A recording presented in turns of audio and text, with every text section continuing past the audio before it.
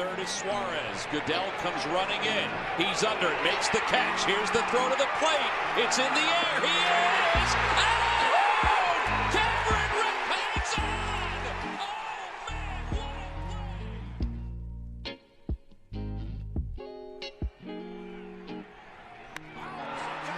To right field, way up there, and way out! Second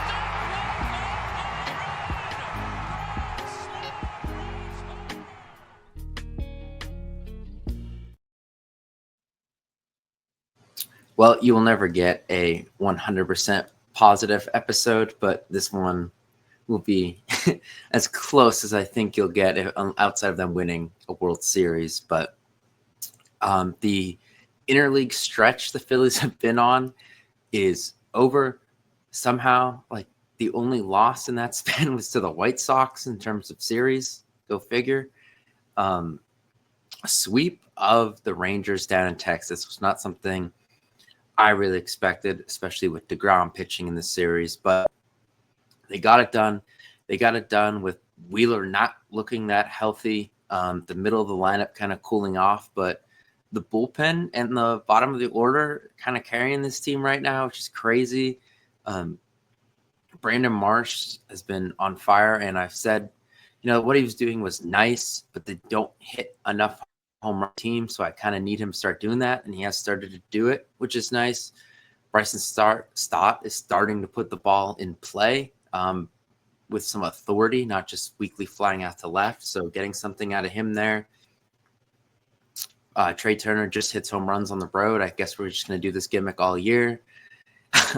Luzardo, Sanchez look good. The bullpen, stellar. So I'll say Strom still scares me. Like, there's going to be a big game where I feel like he's just going to have a back-breaking home run. But Robertson is now on the squad. Alvarado is starting to ramp back up in AAA. So, at least get him back for the last, 40 games, 35, 40 games. He'll be in there. So, lots to like with the bullpen. But I don't know. What do you take away from this? Because it's crazy how fast this switch has flipped. They play the Orioles and the Rangers, win 5 out of 6, and the Mets lose 7 in a row, and all of a sudden they go from a half game down when play started Sunday to here we are 8 days later, and they're 5.5 up. Yeah, I think that this is the first episode that we've done since the trade deadline has come and gone, and I think that first series coming out of the trade deadline was really big. Obviously, the way that the deadline ended, obviously we were, thrilled with the Duran trade. Bader was a good piece, looking at the numbers, but we felt like there was a little bit more that they left on the table in terms of the lineup. We both came on here saying that, the Gino Suarez move, although, looking at the stats, he hasn't been great. But, on paper, the deadline, it looked like there was another bat out there that they could have gotten. And then coming out of the deadline, it's alumni weekend, and, you jump right into Friday night, and there's the whole Rollins ceremony. And I think, we were both relatively young during that heyday run. I remember the World Series. I was at the Rollins walk-off triple against Broxton. I remember the moments, but I think looking back at it now and, reading and watching things, understanding what Rollins kind of was for that team and the organization, and his speech on Friday was obviously, very Jimmy Rollins in the sense of, don't be soft. If, you want to stop hearing about 08, then go out and win. And that Friday night, they came out extremely flat, and it's wow, they really should have gotten another bat, all this shit. And then all of a sudden the offense, comes alive in the later innings. And the first game out of the deadline, we get the Duran entrance. And it kind of that perfect storm of alumni weekend, the first place Tigers in town, getting that perfect storm and kind of getting the energy back in the stadium as the offense kind of muddled through July a bit, getting the energy back in that stadium with everything going on, kind of ending with the nationally televised game with the Duran entrance again. I feel like that brought a little bit of juice back to the dog days of summer where the season kind of gets a little bit long. And then, they went on this trip where they started hitting. And like you said, the end of the lineup was really doing a lot. Obviously Schwarber had his moments of home runs and, all the stuff, the MVP chance and everything were great. Harper had a pretty good stretch, but then cooled off. Turner hasn't been killing the ball, but like the top three in the lineup have done enough where not you can, bat an eye, but yeah, they get a pass because they've each had their point in time this season where they carried it. But the big topic has been the bottom of the lineup. And, Stott's having a really good slash line since his second kid was born. Marsh, I sent the tweet today, but Tucker Bagley tweeted out, all-time batting average on balls in play leaders. Ty Cobb, 383. Brandon Marsh is second all-time with a minimum 1,500 at-bats at 370. And that's I know I've harped on it a ton since we've gotten him. His strikeout percentage has always been up around 35%. So if he can just put the ball in play, he's athletic enough, he's fast enough, he has enough strength where he's, an above average to good player if he puts the ball in play. And we've seen the strikeout rate drop down towards that 25%. And all of a sudden, his numbers since May have been really good. And I know, we've kind of been waiting for it to fall off. But if he shows that he can consistently stay in the zone and not get himself out by chasing pitches and striking out 36% of the time, he's, pretty good. He's an above average center fielder. He's a very good left fielder when you look at the defense he gives you in the corners. So yeah, it's good to see. I don't know if I fully buy the platoon outfield, although it was very good in Texas. Kepler even had his moment off of DeGrom was still in the game at that point. Yeah, it was off him. I don't know if I buy it. I don't know if you can get away with that in the playoffs, but I'm fine with it for now because like you said, the Mets have faltered a bit. We've been playing well. There's a big series coming up August 25th through 27th in Queens that, will obviously there's 2.5 weeks to get there. But looking ahead, I think that's a big one. I wouldn't mess with what's going on right now in terms of how you're doing your rotations and stuff. I think Bader could play against righties. I don't know what that looks like in terms of if Kepler just gets an extra day off or whatever. But I think with how the offense is kind of rolling right now and, they've shown fight later in games, right now, and it's crazy to say, my biggest concern with the team, I know you kind of share the same sentiment, is Zach Wheeler healthy? And I think he normally gets dead arm around this time of year. It seems like the last 3 years. And it's crazy because he's the guy who's, I don't want to pitch on extra rest. I want my normal routine, all the stuff. So if that's the case, just put him on the IL, kind of swap him and Nola. Yeah. Which to me, the biggest problem with that is Luzardo, although his outing was really, really good the other night, I'd love to get him working the bullpen and see how he pitches out of the stretch. But I think Zach Wheeler's health takes priority over that. So you kind of just have to ride it out and see what's going on. The velocity was down a lot. I didn't see the spin rates in terms of what they looked like after his start yesterday, but the velocity on his, specifically fastball, we were seeing 94, 93 even in the fourth and fifth inning, which isn't good for Zach Wheeler at all. No, and the thing is, they can get to October without him at this point, but they can't win in October without him. So, right.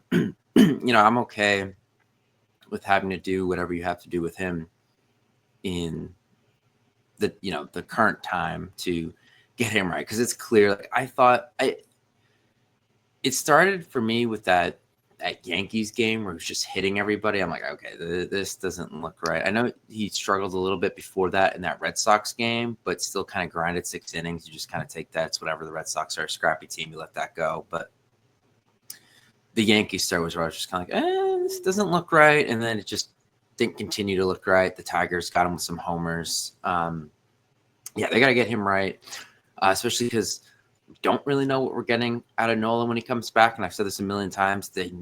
For as much as everyone hates Nola, they do need him to be at least competent when he comes back if they want to, win in the postseason for a couple of reasons. One, because it'll give you the flexibility to do some different things with Luzardo and Wheeler now in the regular season.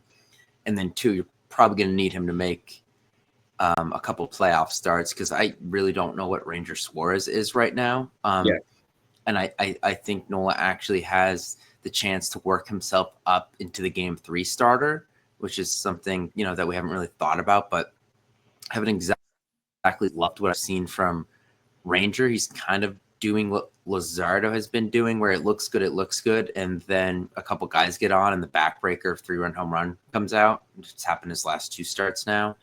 So I'd like to avoid that. And it's funny because like right now, most of my concerns with the starting pitching, I'm still skeptical of like 4, 5, 6 in the lineup. I know what I got in 1, 2, 3.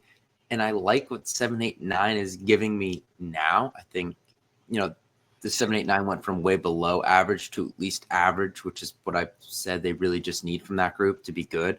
But I don't know what Bohm's going to look like when he comes back. Castellanos has been awful. JT's hitting the ball well. I just don't know cleanup if that's where I want him.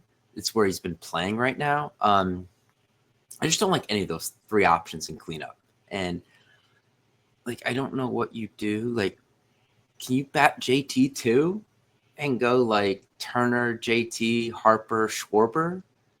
Like, could you do that? I don't know. Like, can you put Marsh lead off and put Turner too? Because like, what I see out of Castellanos lately is very bad. I think his batting average is around 200 since July 1st. I don't love it. We know what Bohm is. It's just, there's going to be those games where he gets those couple clutch singles, and then he's also going to have where he grounds out into double plays on the first pitch twice in a game. I just don't know. This just goes back to, my original problem with the deadline. Like, who the hell is batting cleanup in October? And I still don't think we have that answer, regardless of all the nice things you see with the other parts of the lineup.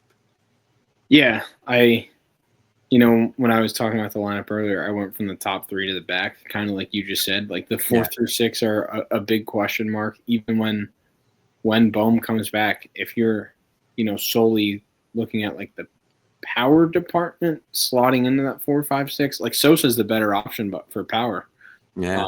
And I don't really think it's that close. Like Sosa has a better chance to run into one than Bohm does, I think. Mm-hmm. I don't. Like I said, Suarez isn't having a good post-deadline, slash line.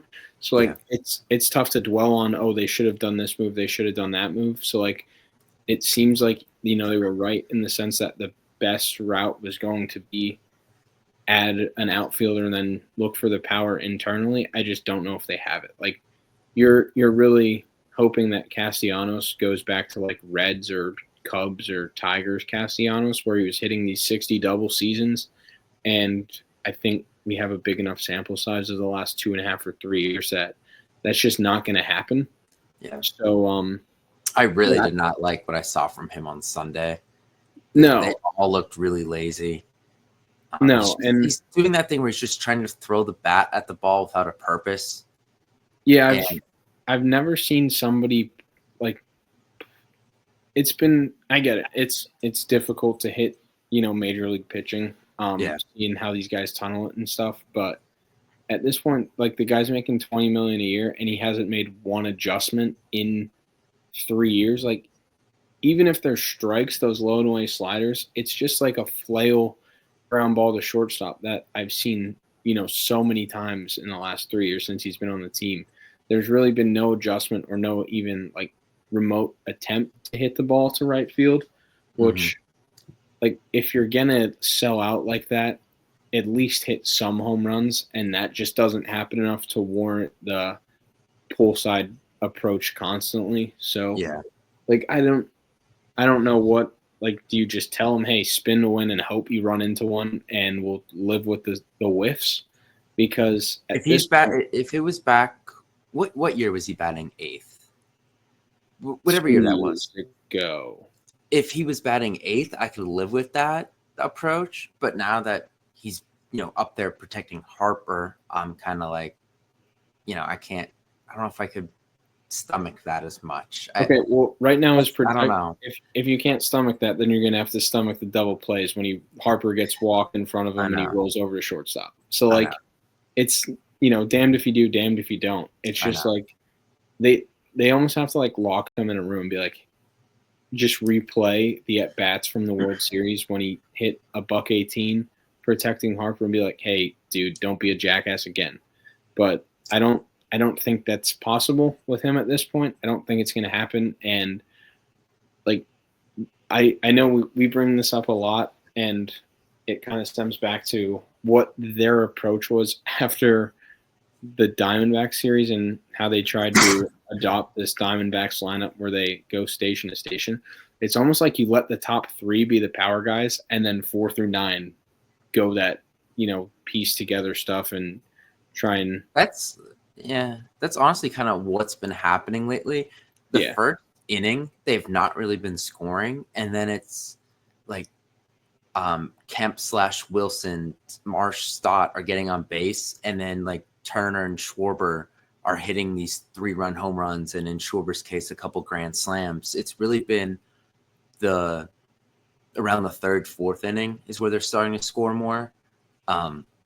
And it is just because, the first time through, those 3 guys aren't really getting on base, and then the bottom is starting to cause some havoc, and then those guys are having opportunities. Like on Friday night, 2 guys got on at the bottom, Turner hits the 2-run double, and then the 9th inning, guys got on the bottom, hit the 3-run home run. So that is more of the case. And then, going back to that Schwarber home run against the Orioles to the grand slam, that was kind of what happened too, with 2 outs, guys at the bottom caused some havoc. Turner worked a walk, and then he got the grand slam. So it is working in their favor to do that. Now it's ugly the first couple innings, but then, towards the middle innings is when that's starting to have some success. So I think that has worked a little bit.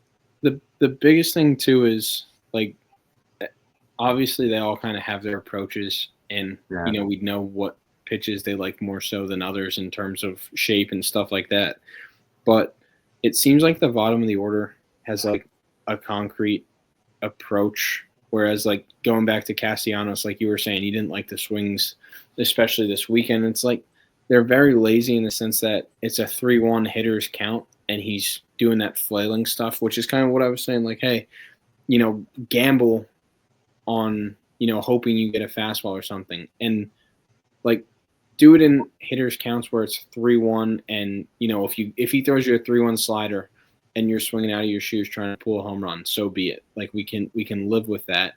Mm-hmm. But like Stott's being more aggressive on the first pitch, it seems like. And that's always driven me crazy with him, where he's kind of gone up there and almost had like a lead off the game from the leadoff spot approach where, hey, you don't always love the leadoff man swinging at the first pitch because you want to see some pitches for the guys in the middle of the lineup, which is fine.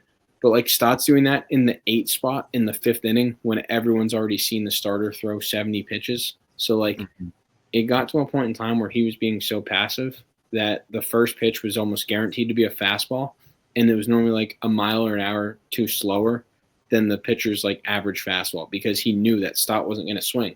Well, like yesterday, I remember, I think it was in the later innings, he went up first pitch of the at-bat, single up the middle because he got a fastball down the middle because the scouting report said that he wasn't going to swing. If he can mix that in and like Marsh has had better approaches or, more concrete plans, if you can mix that in, not every time, but like at least keep the pitcher honest where he has to show more pitches or throw, off-speed pitches to start an at-bat. Like that's so big in terms of working the at bat and getting the pitcher to show his whole arsenal, where you're not just like a one-trick pony getting behind in the count immediately because you're so insistent on taking the first pitch. Yeah. No, yeah, it is working to be aggressive for him at least, which is what I think we have been talking about for a little bit. You kind of last thing with the offense with the platoon thing, it still goes back to the fact that signing lefty Max Kepler never made sense. If he was a righty, I feel like this would be perfect with what they got going on right now. When you face a righty, you could go Bader, Kepler. When you face a lefty, or vice versa, I mean, lefty, you could go Marsh, and I still think Bader should probably.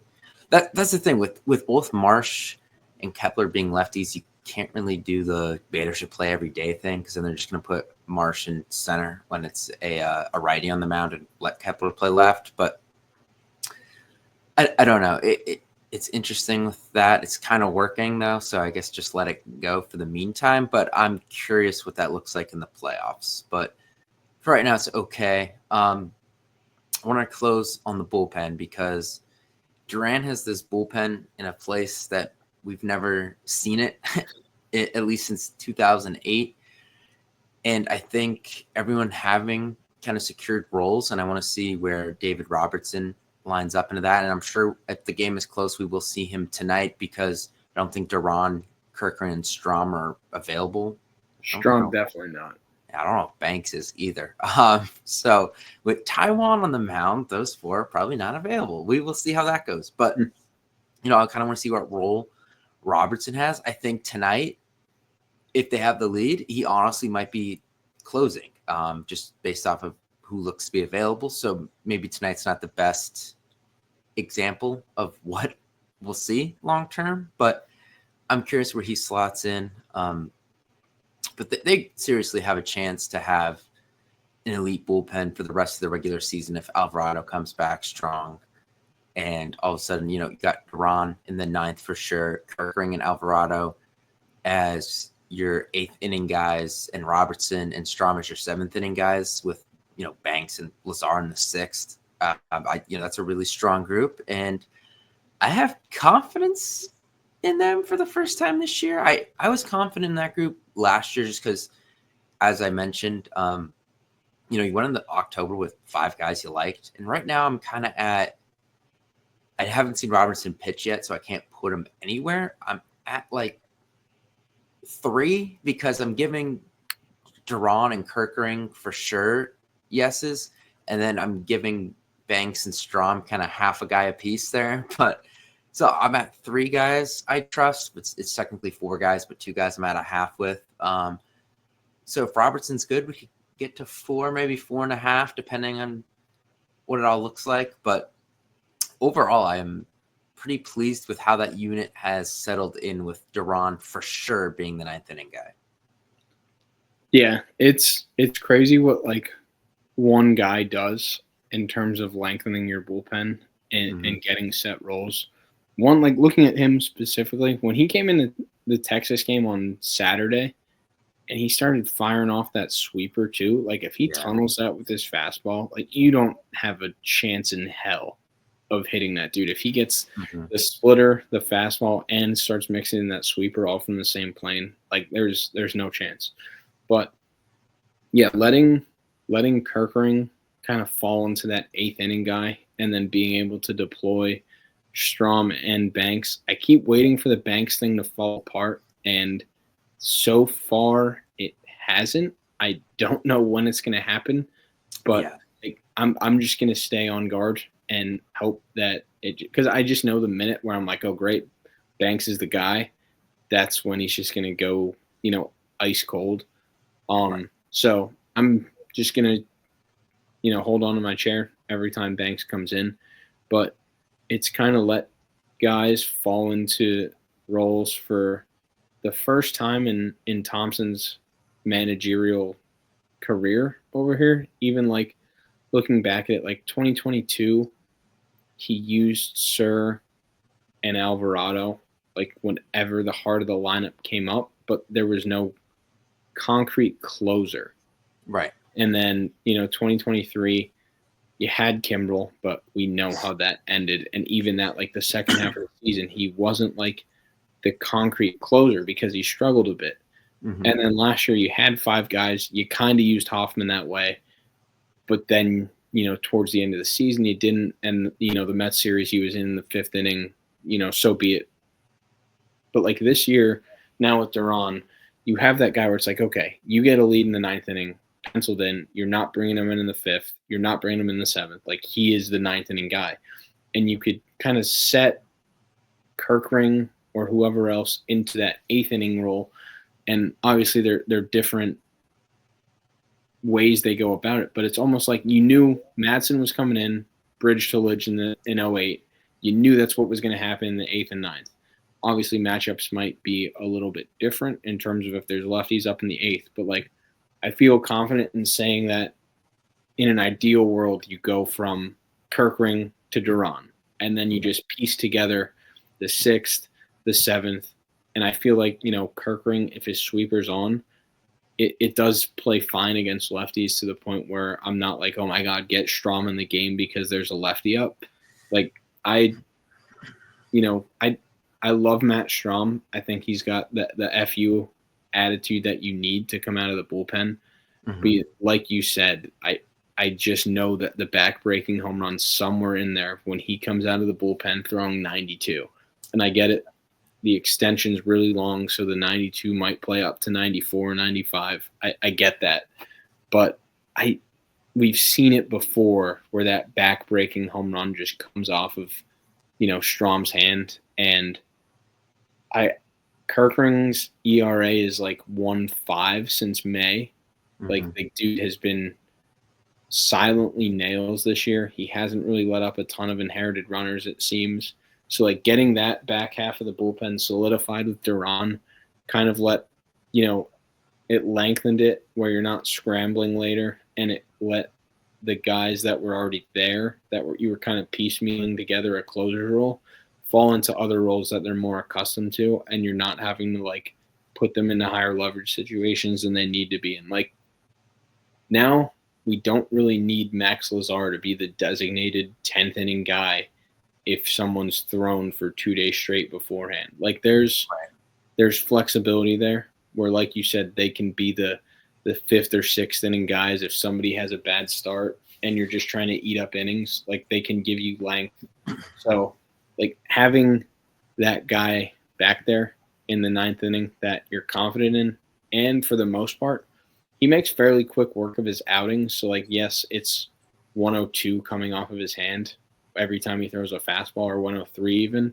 Mm-hmm. But like you're, knock on wood, pretty confident that he can throw back-to-back nights because most of the outings are like 10 pitches or less. Like the first outing was 4 pitches, and it's like, okay, great. If we need him the next night, we can do it. Mm-hmm. Obviously, it's a lot of stress to go up, down, and all this stuff, but the confidence is there that you can use him on, repetitive nights. Yeah, and I mean, not to get too far ahead of it, but I really like you have him for 2 more years after this. Kirkering and Banks are still on pre-ARB, and you have options for Alvarado and Strom that I think they will pick up. So, like, really, in this offseason, we'll see with Andrew Painter. I don't know. But if they say he's our 5 next year, the only money they really have to spend on pitching is to find a 7th inning right-hander. Which allows them to do a lot with the offense if they need to make changes depending how the season ends up. But that's one thing I really like too. Like this now all of a sudden is a pretty decent bullpen core that you got beyond this year too. Yeah, we talked about it on the deadline, but like you spent $10 million on Corey Knebel. You spent $8 million on Romano this year. You gave Kimbrel $10 million. You gave Robertson $5 million, but it put you over the luxury tax, so it's really like $12 million. Mm-hmm. So like that's $50 million over 4 years that you were dumping into 8th and 9th inning guys. And obviously we haven't seen what Robertson is this year, but the first 2 that I mentioned were absolute duds, like bozos that shouldn't have even been on playoff rosters.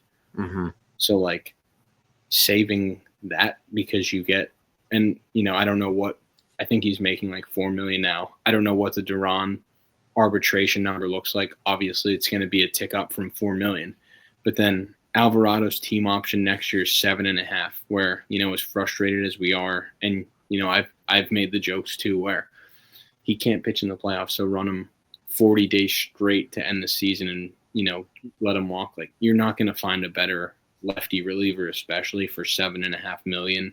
Like, listen to the numbers that I just listed. You're paying Jordan Romano more money this year than you'd be paying Jose Alvarado next year. So like, your bullpen core is definitely solidified going forward, where you can just make that one.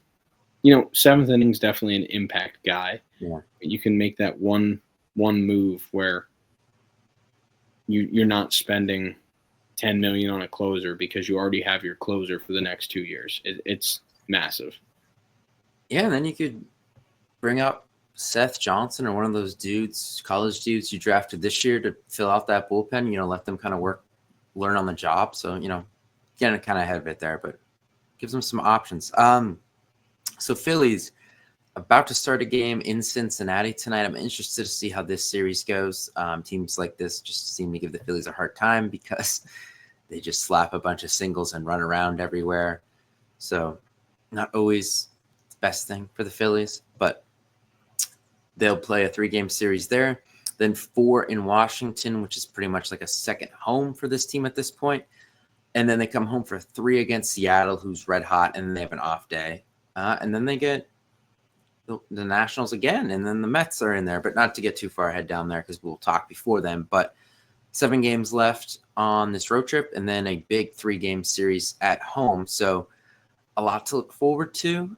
They just got to keep winning series at this point, and they'll be in good shape because I don't know how much the Mets are going to right this ship. I do feel like there's still a run in them in there. Like Soto and Lindor are going to go ballistic for a couple weeks. I just know that's in there. I don't know what's going to happen with their starting pitching, though. Like, I thought it was shot before the season. It looks really shot now. And it's kind of taxing what was a good bullpen. So we'll see what happens there. But I would just like to keep getting some separation because I don't know. I'd like this team to start looking to get into a spot to just get that bye. I want that to be what you want to be looking at. You need something to play for. Last year, kind of the issue was, they weren't really in a division race, but they also weren't really in a bye race. Them and the Dodgers were just so far ahead of everyone else that wasn't even a concern. So even if just one of the two is a concern and it gives them something to play to up to the finish, that would be ideal, I think, just to try to keep them hot and competitive, because as we saw last year, that just wasn't the case. Yeah, no, I agree. I for one am shocked that Clay Holmes wasn't an all-star starter. Like I was told David Stearns was going to make him. It's shocking to me that he can't pitch more than 4 innings. I'm perplexed by that. They probably have to move him to the bullpen. I know Matt Gelb said he's already like doubled the amount of innings he pitched last year and the year before. So yeah, no, I would definitely was Mets fans told me to be upset that they signed Clay Holmes instead of Jose Quintana, who owns us. Yes, yeah, I was very upset they made that decision. Yeah, so we'll see how that goes. But we'll probably talk after that Mariners series. So 10 games between then. Hopefully it goes as well as the last 10. So we'll see how that goes.